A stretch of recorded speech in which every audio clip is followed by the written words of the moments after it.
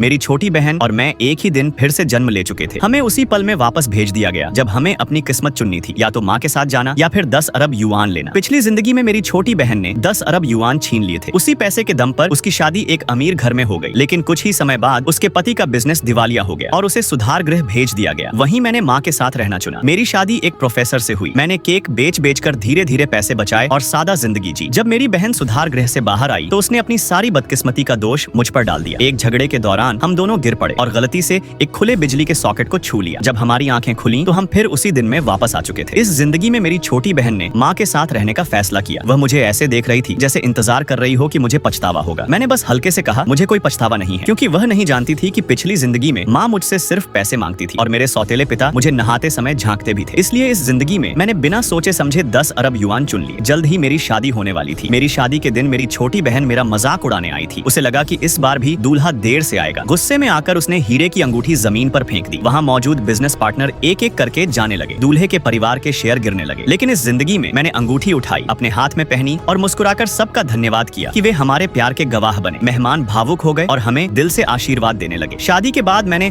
अपनी सास का बहुत सम्मान किया। मेरे पति ने कहा कि उसके दिल में आज भी उसकी पहली मोहब्बत है। मुझे इससे जरा भी फर्क नहीं पड़ा। इसी वजह से मेरी सास मुझसे और भी ज्यादा प्यार करने लगी। तभी मेरी माँ का फोन आया। उसने बताया कि मेरी छोटी बहन का नया बॉयफ्रेंड बन गया है और वह बहुत अमीर आदमी है। मैं तुरंत कैफे पहुंची और जैसे ही उसे देखा मैं समझ गई वह वही घटिया आदमी था जिसने पिछली जिंदगी में मुझे धोखा दिया था। उसकी सारी पहचान झूठी थी। मैंने अपनी छोटी बहन को उससे दूर रहने की चेतावनी दी, लेकिन उसने सोचा कि मैं उससे जल रही हूँ और उसी आदमी के साथ रहने की जिद करने लगी। वह आदमी मेरे पास आया और मुझे धमकाने लगा। Subscribe for part 2।